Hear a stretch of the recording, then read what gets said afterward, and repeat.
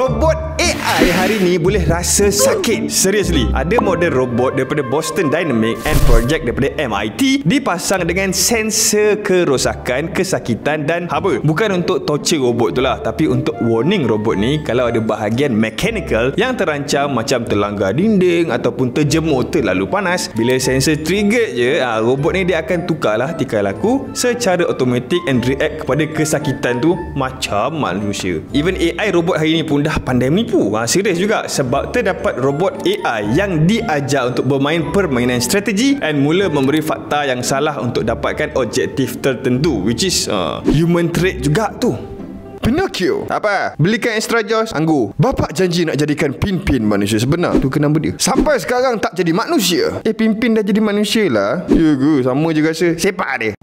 Aku boleh rasa aku manusia. Yeay.